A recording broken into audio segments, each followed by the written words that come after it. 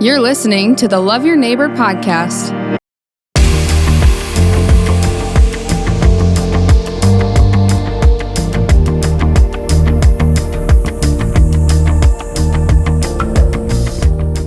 Thank you for joining us on the Love Your Neighbor podcast. My name is John, and I get to be a part of this. The podcast today is sponsored by Brandon Wellness. We are a nonprofit organization, and we are committed to building, investing in the community, the health and wellness of our community. And part of that vision is to just get to know one another, get to know our community. And today we have a very special guest. Tom Savage is with us. Tom, thank you for joining us. Really happy to be here. Thanks for asking me to come by. Yeah, you get to tell a lot of stories in your role in Brandon. Yeah. So now we get to hear your story. Yeah. Well, I tell you what, I have a blast telling those stories too. Honestly, it's when Jill, the owner of the Journal, came to me and wanted me to join the staff. There aren't very many communities where I'm a sports writer by trade, and Brandon Valley has a lot of good sports teams. So it made it an easy decision.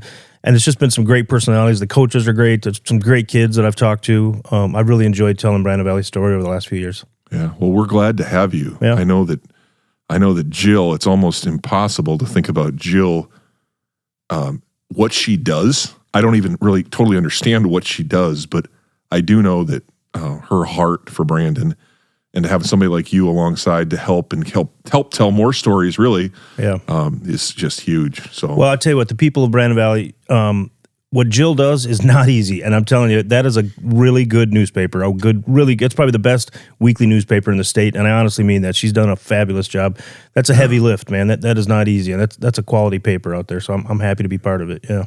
Yeah. So let's talk a little bit about kind of the personal side of Tom. Yeah. Get kind of underneath the hood here a little bit, if you will.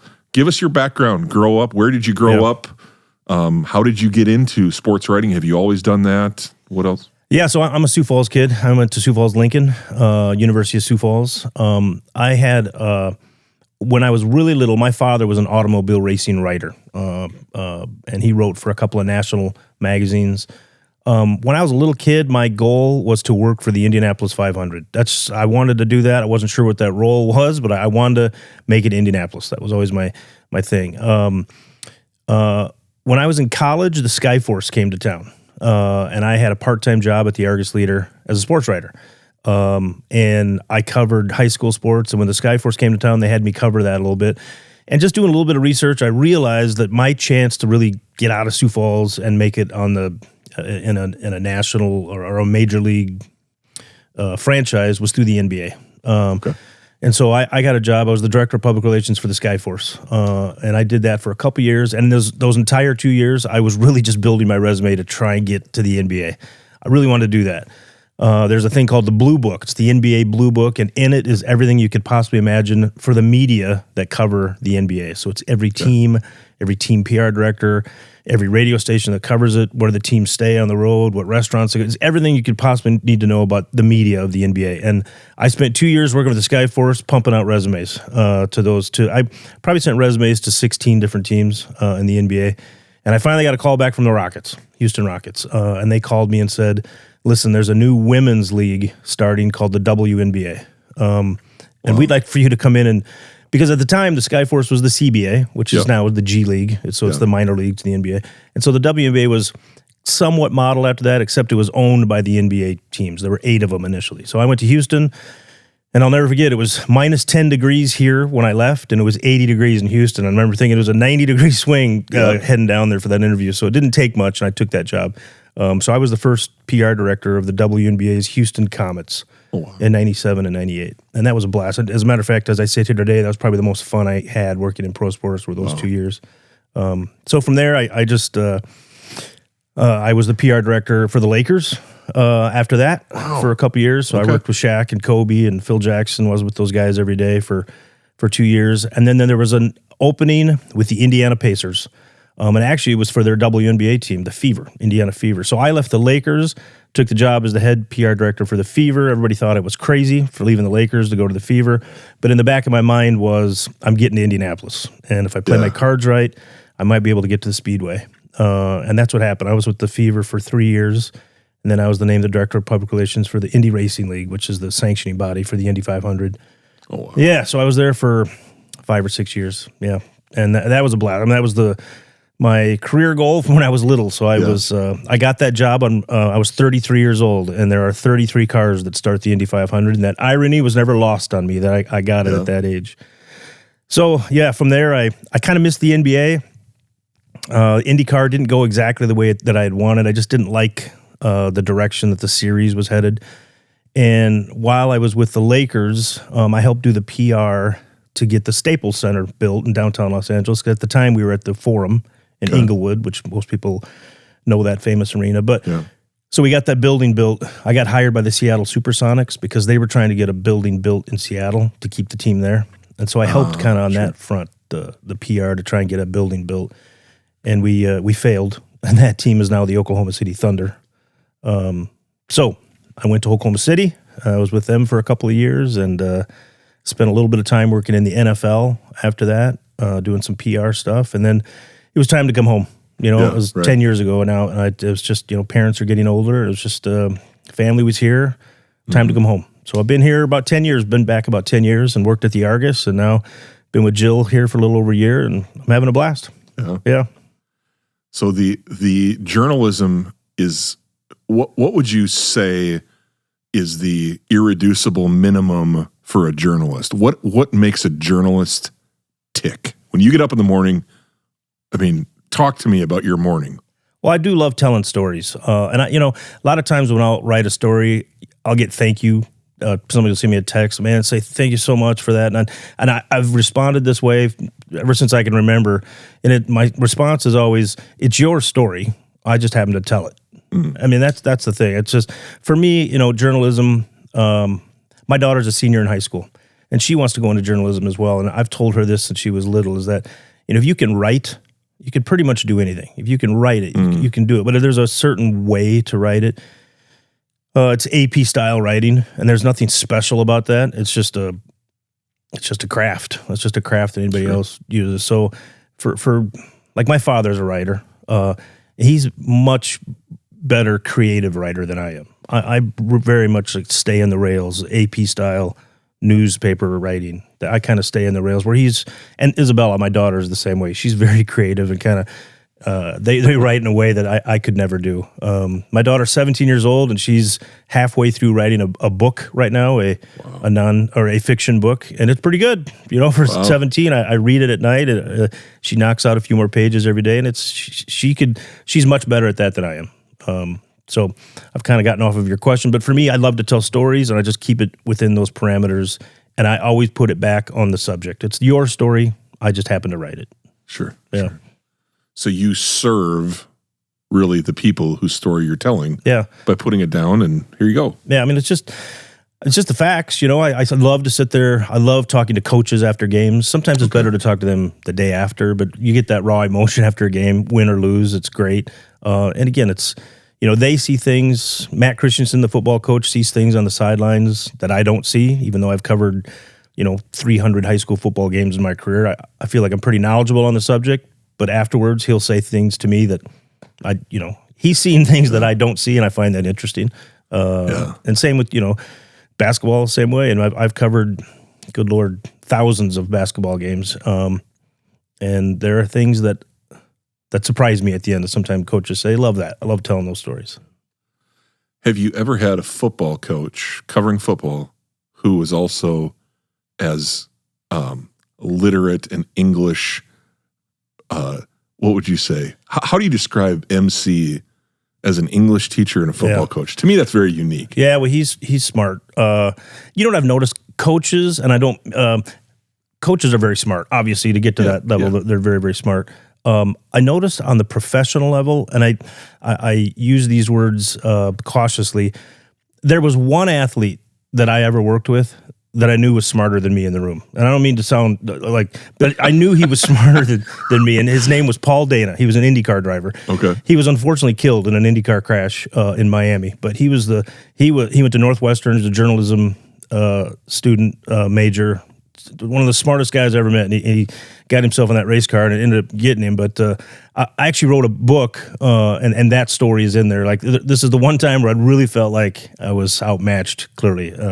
Paul was the guy. But coaches, I mean, coaches, they're normally teachers, right? They're smart folks, and they say the right things, especially on, and this is going to sound like I'm a Brandon Valley homer, but they really are.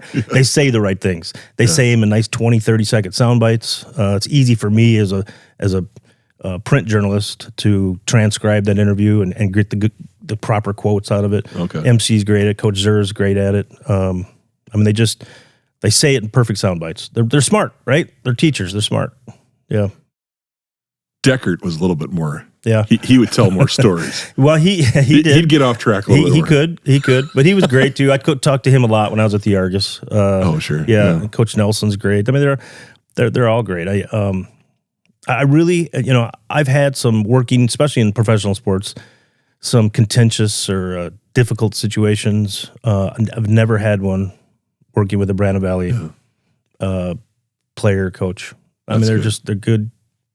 It's a good school district. Everybody says that, but I mean, from a guy 30,000 feet away who just talks to people on Friday nights, they've been great. Yeah. Yeah, you get to see, like you mentioned, the raw emotion. Yeah. And I know at me being a coach and a former athlete, I mean, and I never got a lot of post-game interviews ever. Like, I don't even remember having one. Like, it just didn't happen that often. So I could go kind of, sequester myself in the locker room with all of my buddies. But to get up on a platform afterwards and talk or have a microphone stuck in your face, I'm sure you're aware many times of what you're stepping into. Oh yeah, especially high school kids. That you got to be careful, man. There's a lot of tears, a lot of emotion, man. I always, and even when I talk to high school players, like if I call them, I always like to check with the parents first on a high school kid. If I do, like if I happen to have their cell number, I'll call them and say, hey, do you have 5 minutes? And make sure your mom and dad are okay with this, because I don't interrupt you doing homework. And these are kids, right? 16, 17-year-old kids. When they go to college, it's a little different. I've always said that. The gloves are off really when you go to college, right? You're an adult and it's a little different. But post game, especially this year in football, there were some tears, understandably so. But high school sports, the highs are extremely high and the lows are terribly low. So after losses are tough. But also you got to knock out about 700 words. So you need some content.